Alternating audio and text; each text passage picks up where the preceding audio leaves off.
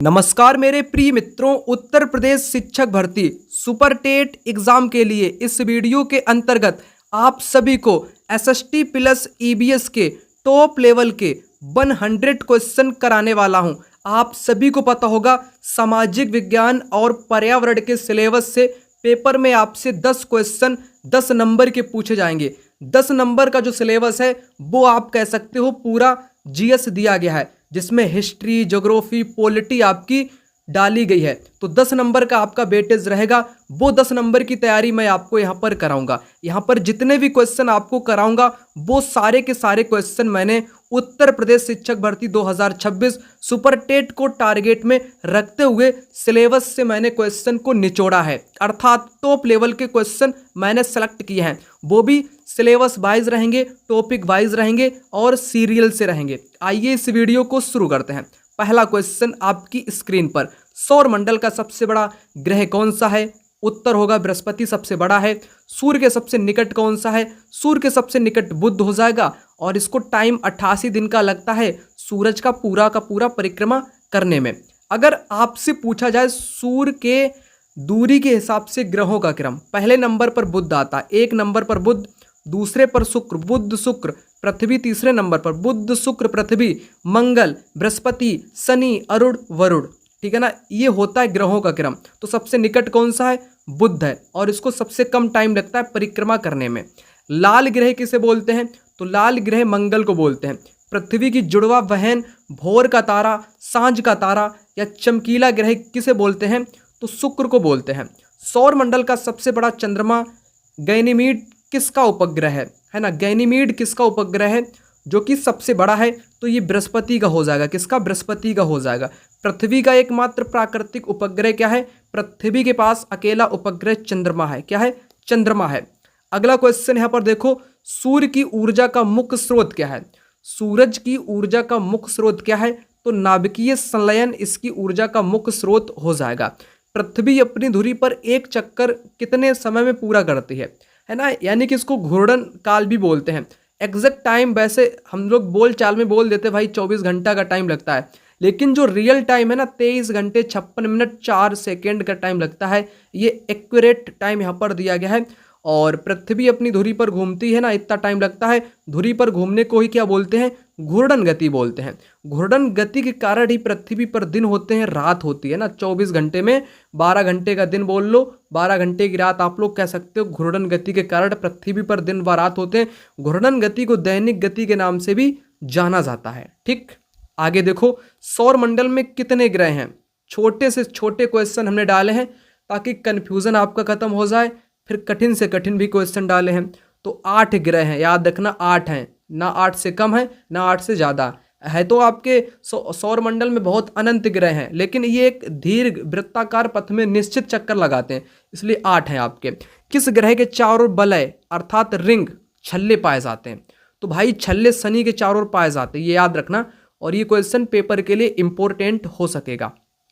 अगला यहाँ पर कहता है पृथ्वी की आयु लगभग कितनी है? 4.5 अरब। ठीक है ना, इतनी है पृथ्वी की। चक्षु प्रकाशन की तरफ से आने वाली यूपी सुपर टेट 2026 शिक्षक भर्ती के लिए एक महत्वपूर्ण किताब की, इस किताब में आप सभी को कंप्लीट सिलेबस पूरा आपको मिलने वाला है। स्टडी गाइड के रूप में पूरी की पूरी थ्योरी इसमें आपकी शामिल की गई है। जो भी सिलेबस आपका निर्धारित है वो सारे टॉपिक इस किताब में आपको मिल जाएंगे, जो कि चक्षु प्रकाशन की तरफ से यह किताब आपकी आती है। यहाँ पर बात कर लेते हैं सिलेबस की। सिलेबस आपका कुछ इस प्रकार से दिया गया है और सिलेबस जितना निर्धारित है उतना इस किताब में आपका मटेरियल आपको मिल जाएगा। यहाँ पर बात कर लेते हैं हम सबसे पहले विषय सूची की। तो विषय सूची आपके सामने कुछ इस प्रकार से रही, इसमें आप लोग यहाँ पर देख लीजिएगा। और इसमें आपको हिंदी जो भी आपका सिलेबस है उसी के अनुरूप ये किताब आपकी तैयार की गई है। संस्कृत भी आपको मिल जाएगी और आपकी इंग्लिश भी इसमें रहेगी। इंग्लिश के साथ इसमें आपको विज्ञान भी मिल जाएगा, साइंस भी आपका पेपर में आएगा, गणित से भी क्वेश्चन पेपर में पूछे जाएंगे और इसके साथ पर्यावरण और सामाजिक अध्ययन ये भी आपको इस किताब में मिल जाएगा। और पेडागोजी मिल जाएगी, बाल मनोविज्ञान सीडीपी भी आपको मिल जाएगी। दूसरा, इस किताब में आपको सोल्व पेपर भी मिल जाएंगे जो भी आपके विगत वर्षों में सुपर टेट के हुए थे, है ना, पेपर भी मिल जाएगा और उसके साथ प्रैक्टिस पेपर भी आपको मिल जाएंगे प्रैक्टिस करने के लिए, क्योंकि प्रैक्टिस से ही आपकी तैयारी मजबूत होती है।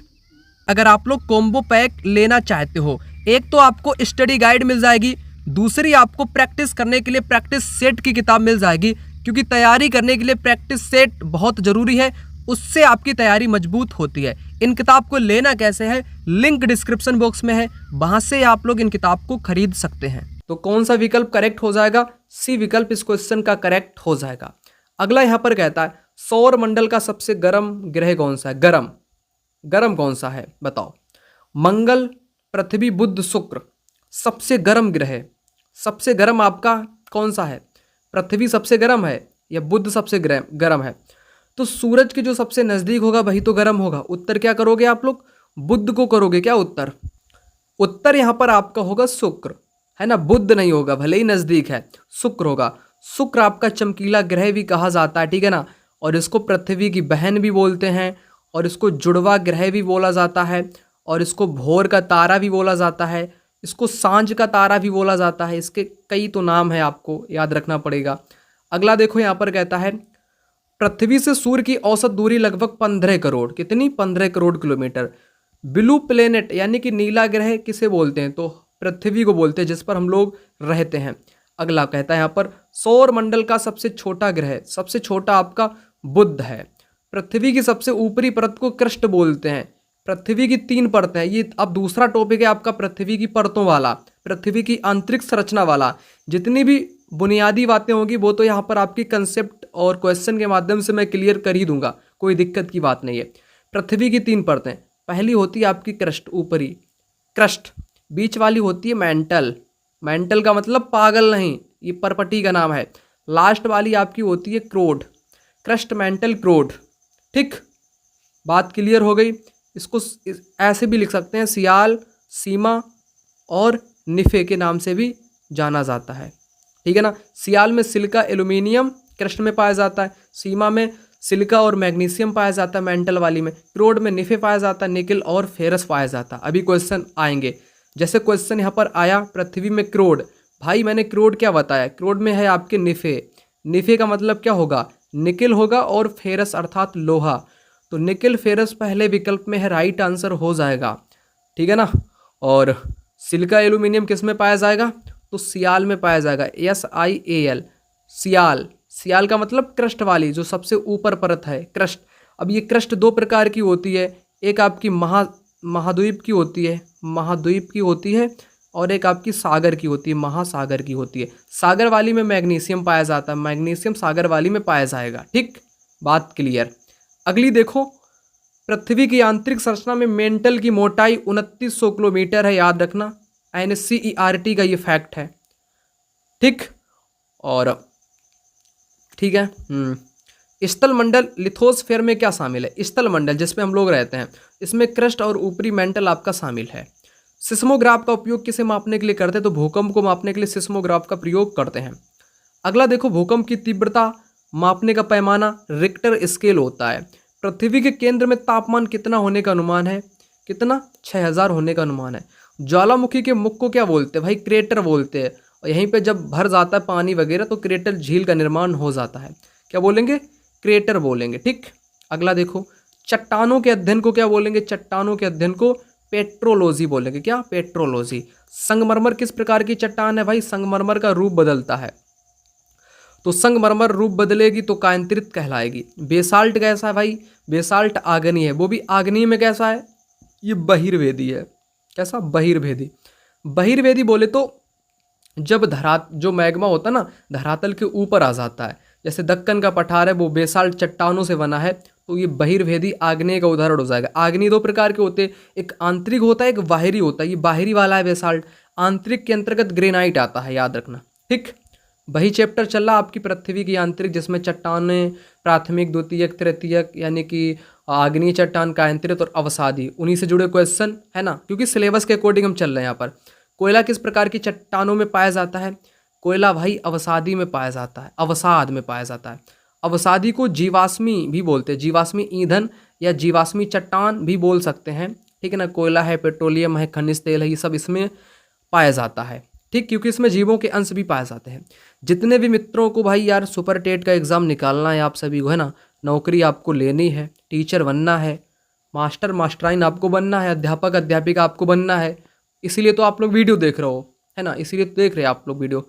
और मैं गारंटी के साथ आपको एक बात बता सकता हूँ, पूरा सिलेबस की मैं बात करता हूँ 150 का, ठीक है ना।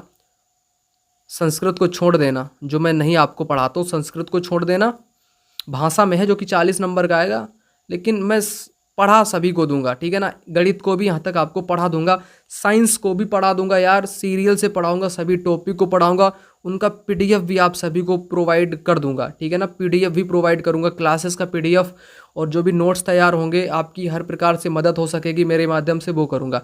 एक काम कर लेना, मैं एक प्राइवेट ग्रुप बनाऊंगा, ठीक है ना, उस ग्रुप में आप सभी को ऐड कर दूंगा, ठीक है ना। वो ग्रुप फ्री में नहीं रहेगा यार, उसके लिए कुछ शुल्क रखा जाएगा, ठीक है ना, कोई दिक्कत की बात नहीं। पूरा मैं सिलेबस कंप्लीट करा दूंगा। जो भी मित्र हमारे साथ अंतिम दौर तक पढ़ता रहेगा, सिलेक्शन पक्का मान लो उसका हो जाएगा, क्योंकि कंटेंट मैं ऐसा दे दूंगा यार सारी किताब का, और कोई हकीकत में नहीं बताएगा। कोई भाई एआई से क्वेश्चन बना लेगा, गूगल जेमिनाई का उपयोग करेगा, कोई चैट जीपीटी का उपयोग करेगा। ये नौकरी का पेपर है, नौकरी वाले में वो एआई का प्रयोग नहीं करेगा, जैसे यूपी टेट में हो गया भाई। इसके लिए तो वो समझ गया कि बहुत सारे क्वेश्चन गलत हैं, आंसर की फलाना ठिकाना। तो भाई ये मानक किताबों से पेपर बनेगा। मानक किताबें बोलो तो भाई एनसीईआरटी को तो आप जानते ही हो, एनसी, ठीक है ना, एनसीईआरटी की किताबें, ठीक है ना, इनसे पेपर बनेगा। अब जितने भी टॉपिक होंगे भाई ढूंढ ढूंढ के मैं एनसीईआरटी से कराऊंगा, उनके नोट्स प्रोवाइड आपको कर दूंगा, कोई दिक्कत आपको नहीं होगी। मैं आपके लिए खड़ा हूँ, आपसे जो मेहनत नहीं हो पाएगी वो मेहनत मैं पूरी कर दूंगा, ठीक। केवल आपका काम क्या है, मेरे साथ जुड़े रहना है आपको, बस इतना तो आप लोग कर ही सकते हो। बस चाहे जिधर से भी आप पढ़ते हो, मैं आपको रोकता नहीं हूँ, कहीं से भी पढ़ो, कुछ भी पढ़ो, लेकिन मेरे पास से कुछ चीज़ें जो मैं मेहनत करके आपको दूंगा, उनको तो आप ग्रहण कर ही लेना हर हालत में, ठीक है ना।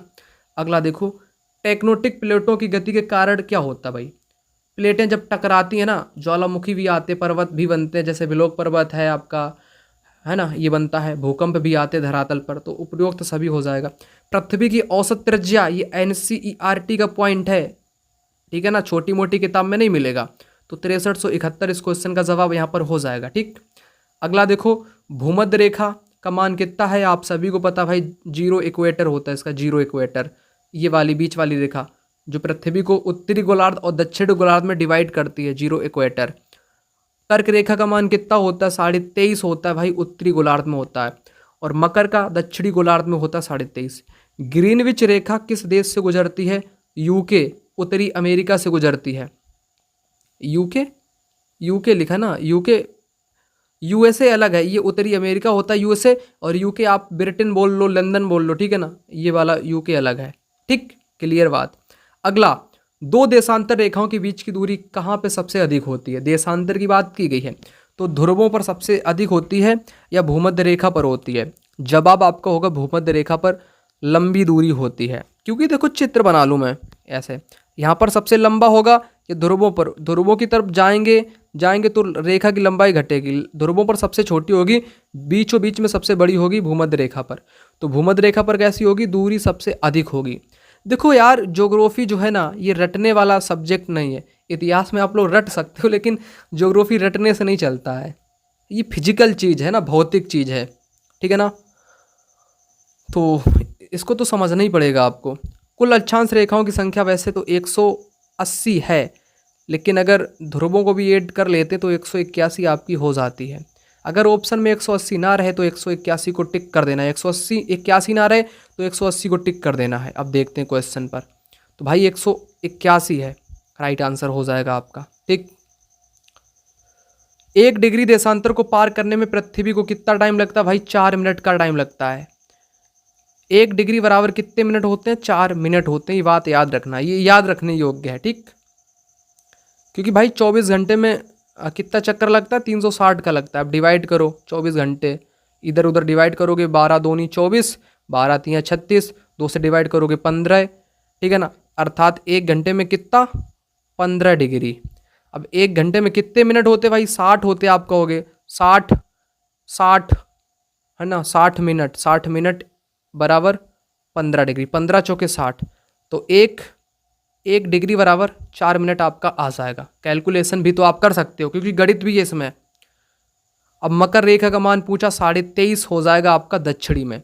कुल देशांतर रेखाओं की संख्या कितनी है? देशांतर की तो संख्या आपकी 360 है। कितनी? 360 है। अक्षांश की कितनी है? 180 या 181 बोल सकते हैं। भारत का मानक समय किस देशांतर से लिया गया? 82.5 ईस्ट से लिया गया है। ठीक। विश्व का सबसे बड़ा महाद्वीप कौन सा है? तो सबसे बड़ा महाद्वीप एशिया महाद्वीप है, यहाँ जनसंख्या भी अधिक है। दूसरे नंबर पर अफ्रीका आता है। विश्व का सबसे छोटा महाद्वीप कौन सा है भाई? ऑस्ट्रेलिया सबसे छोटा हो जाएगा और इसे द्वीपीय महाद्वीप भी बोलते हैं। क्या बोलते हैं? द्वीपीय महाद्वीप भी इसी को ही बोलते हैं। और एक नंबर यहाँ पर स्क्रीन पर शो हो रहा होगा 9696400597। इस नंबर पे हमें कॉल या व्हाट्सएप पे मैसेज कर लेना।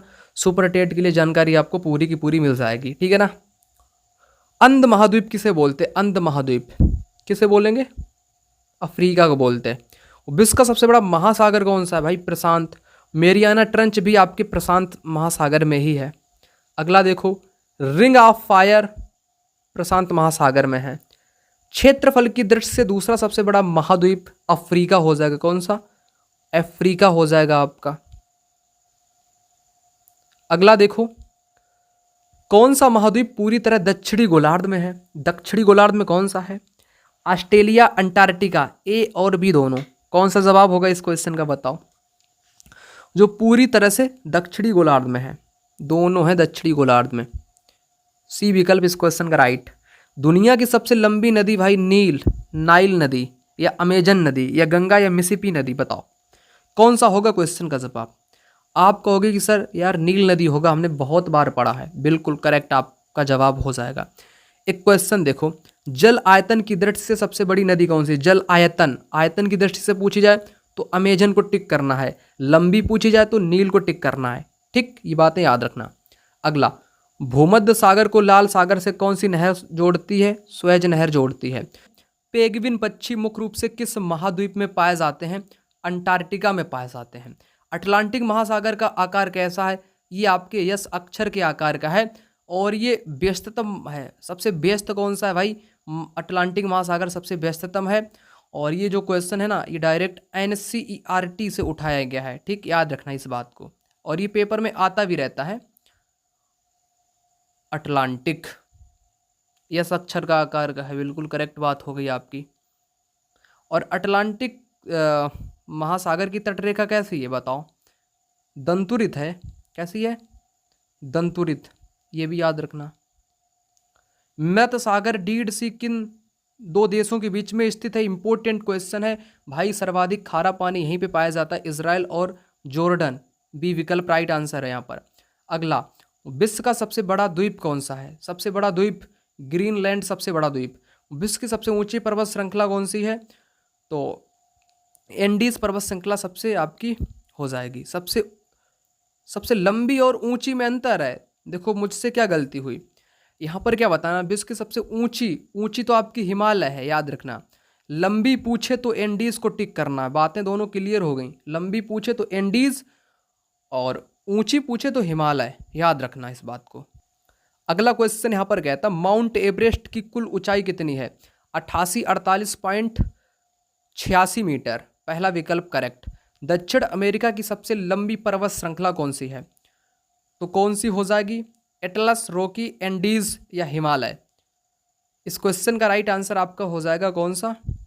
एंडीज हो जाएगा यहाँ पर। अगला क्वेश्चन यहाँ पर कहता है, यूरोप और एशिया को अलग करने वाले पर्वत को यूराल पर्वत बोलते हैं। क्या बोलते हैं? यूराल पर्वत के नाम से जानते हैं। सिलेबस में आपका पर्वत का टॉपिक है, नज़र गड़ा के देख लेना। ठीक, उसी के हिसाब से मैं चल रहा हूँ यहाँ पे। गंगा और नदियों का टॉपिक है। गंगा नदी कहाँ से निकलती? गंगोत्री से निकलती। विश्व की सबसे गहरी झील सुपीरियर झील सबसे गहरी हो जाएगी या बैकाल झील होगी? बताओ। सुपीरियर झील सबसे गहरी आपकी झील हो जाएगी। यहाँ पर मैंने गलत आपको बता दिया। विश्व की सबसे गहरी पूछा है ना, यहाँ पर दो क्वेश्चन है। एक बड़ी ताजे पानी की झील सुपीरियर हो जाएगी और गहरी झील की बात करूँ तो बैकाल हो जाएगी। बैकाल यहाँ पर होगा, यहाँ पर सुपीरियर होगा। हजारों झीलों की भूमि का देश किसे कहा जाता है? फिनलैंड को कहा जाता है। किसको? फिनलैंड को कहा जाता है। ठीक। विक्टोरिया जलप्रपात किस नदी पर है? तो जम्बेजी नदी पे है विक्टोरिया जलप्रपात। आल्पस पर्वत कहाँ पर है? आल्पस, आल्पस कहाँ पर है? यूरोप, एशिया, अफ्रीका या उत्तरी अमेरिका में? करेक्ट आंसर यहाँ पर हो जाएगा यूरोप। तिब्बत का पठार किस प्रकार का पठार है? ये अंतरा पर्वतीय पठार है। संसार की छत किसे बोलते हैं? पामीर के पठार को बोलते हैं। किसे? पामीर की पठार को संसार की छत के नाम से जाना जाता है। अगला क्वेश्चन यहाँ पर कहता है भारत की सबसे लंबी नदी गंगा हो जाएगी। इसकी लंबाई कितनी है? 2525 किलोमीटर की दूरी तय करती है गंगा नदी। सहारा मरुस्थल किस महाद्वीप में है? सहारा तो आपके अफ्रीका महाद्वीप में है, ठीक है ना। विश्व का सबसे बड़ा डेल्टा कौन सा है? तो सुंदरवन डेल्टा है, गंगा ब्रह्मपुत्र नदियों पर बनाया गया है। पृथ्वी पर सबसे अधिक जैव विविधता कहाँ पर पाई जाती है? भाई ऑप्शन देखना पड़ेगा। पश्चिमी घाट पर भी भारत में सर्वाधिक जैव विविधता आपकी पाई जाती है। ऑप्शन देख लेते हैं। मरुस्थल में, यार मरुस्थल में तो रेत ही रेत है, वहाँ से कैसे पाई जाएगी? ये लॉजिक लगाना पड़ता है। क्या घास के मैदान में सिर्फ जैव विविधता अधिक पाई जाएगी? ध्रुवों पर तो कड़ाके की ठंड पड़ती है, वहाँ पे जैव विविधता पाई जाएगी। उत्तर होगा उष्णकटिबंधीय वर्षा वनों में जैव विविधता अधिक पाई जाती है। ऐसे क्वेश्चन में भाई कोई थ्योरी, कोई कंसेप्ट काम नहीं करता है। विकल्पों की मदद से ही आप लोग सोल्व कर सकते हो। उसको बोलते हैं भाई लॉजिक लगाना। लॉजिक लगाओगे क्वेश्चन सोल्व होएगा आपका। ग्लोबल वार्मिंग के लिए मुख्य रूप से कौन सी गैस जिम्मेदार है? तो कार्बन डाइऑक्साइड। ओजोन परत हमें किससे बचाती है? ओजोन परत हमें अल्ट्रा वायलेट किरणों से बचाती है, ठीक।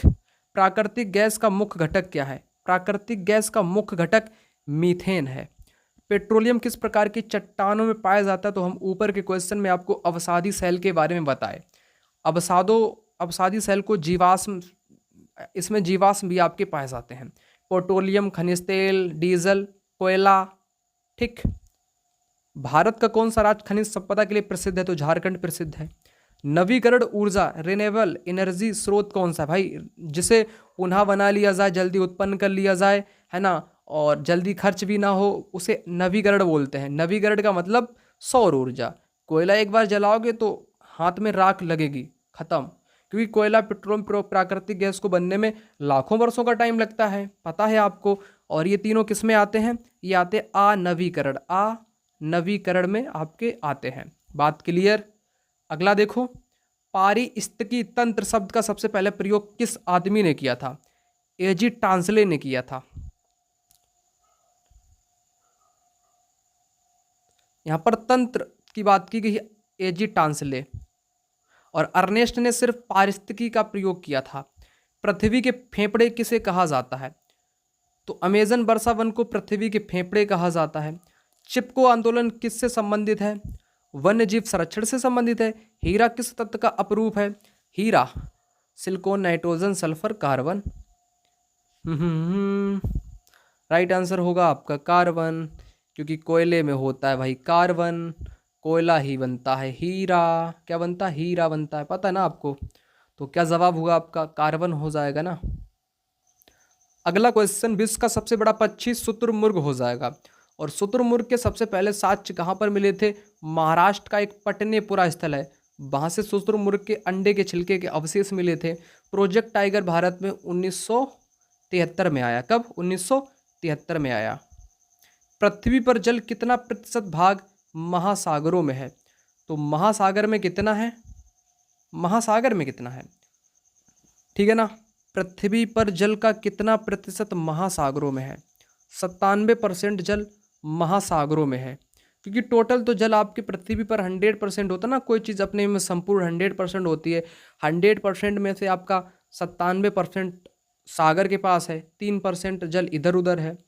सबसे कठोर प्राकृतिक पदार्थ हीरा। हीरा सबसे कठोर है भाई, कोयला ही हीरा बनता है, पता है आपको। भूमध्य रेखा पर दिन रात की अवधि कितनी होती है? भूमध्य रेखा पर तो 12 घंटे का दिन होता है, 12 घंटे की रात होती है। इक्वेटर की यहाँ पर बात की गई है। भारत की सबसे ऊंची पर्वत चोटी कौन सी है? K2 गॉडविन ऑस्टिन के नाम से इसको जाना जाता है। टाइटन किस ग्रह का उपग्रह है? टाइटन शनि का है, और शनि के पास सर्वाधिक उपग्रह हैं। महासागरीय जल का तापमान किस कारण बदलता है? तापमान, महासागरीय धाराएं, अक्षांश, गहराई और उपरोक्त सभी हो जाएगा। क्योंकि महासागर का जो जल होता है ना, वो गर्म या ठंडा किन कारण से होता है? महासागर की धाराएं उठती हैं ऊपर नीचे, ज्वार भाटाएं आते हैं, अक्षांश का भी कारण है, गहराई का भी कारण है, सारे कारण हो जाएंगे। और विश्व का सबसे बड़ा मरुस्थल कौन सा है भाई? कमेंट बॉक्स में कमेंट करो जरा, देखें कहाँ तक वीडियो देखा आपने।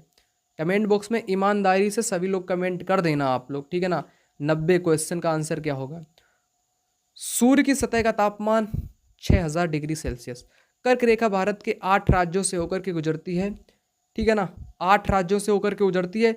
8 के 8 राज्य, कमेंट बॉक्स में कमेंट कर दो, 8 के 8 राज्य, ठीक। मित्र पर गमछा झार इसकी ट्रिक होती है। किस महाद्वीप में कोई भी सक्रिय ज्वालामुखी नहीं है? एशिया, यूरोप, ऑस्ट्रेलिया, किसमें नहीं है? करेक्ट आंसर यहाँ पर होगा ऑस्ट्रेलिया। वायुमंडल में नाइट्रोजन 78% है, ऑक्सीजन कितनी है? 21%। नेक्स्ट, सबसे अधिक खारा जल किस झील का है? तो कौन सी झील का सबसे हो जाएगा? एक झील है आपकी बान झील, तुर्की, ठीक है ना। तुर्की में एक झील है, इसका पानी सर्वाधिक खारा है आपका। अगला देखो क्वेश्चन, यहाँ पर थोड़ा लंबा दे दिया गया है। पृथ्वी पर दिन रात का मुख्य कारण क्या है? पृथ्वी का झुकाव है, पृथ्वी का अपने अक्ष पर घूमना, पृथ्वी का सूर्य के चारों ओर घूमना, उपयुक्त सभी। क्या होगा क्वेश्चन का जवाब?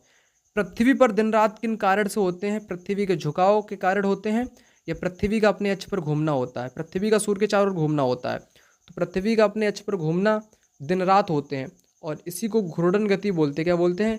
घूर्णन गति के नाम से इसको जाना जाता है। करेक्ट आंसर आपका बी विकल्प हो जाएगा। यहाँ पर उपयुक्त सभी दिया गया, इसका मतलब सभी नहीं होंगे, शायद आप लोग ऐसा सोचते हो। कभी कभी अपवाद स्वरूप राइट आंसर आपका उपयुक्त सभी हो सकता है, लेकिन विकल्पों को ध्यान से पढ़ के जाना है। रिंग ऑफ फायर किस प्रकार की गतिविधि के लिए जाना जाता है? तो ये भूकंप और ज्वालामुखी के लिए जाना जाता है। विश्व का सबसे बड़ा प्रायद्वीपीय कौन सा है? प्रायद्वीप, तो सबसे बड़ा प्रायद्वीप अरब का प्रायद्वीप सबसे बड़ा है। महासागरों में ज्वार भाटा किसके कारण आते हैं? चंद्रमा के कारण आते हैं। पृथ्वी के वायुमंडल की सबसे निचली परत, सबसे निचली कौन सी है? सबसे निचली वायुमंडल की, जिसमें हम लोग रहते हैं, क्षोभ मंडल बोलते हैं। मौसमी परिवर्तन वाली परत के नाम से जानते हैं। आंधी तूफान ओला बारिश इसी में होता है। तो 100 क्वेश्चन यहाँ पर होते हैं, पूरे नंबर दिया गया है। इस नंबर पे व्हाट्सएप पे मैसेज या कॉल कर लेना, आपको शानदार ग्रुप में ऐड कर दिया जाएगा। सारी PDF मैं प्रोवाइड आपको करा दूंगा, जिम्मेदारी हमारी। जितना पढ़ोगे उतना रिवीजन मैं आपको कराऊंगा, ठीक है ना। मिलता हूँ अगली वीडियो में, तब तक के लिए जय हिंद, वंदे मातरम।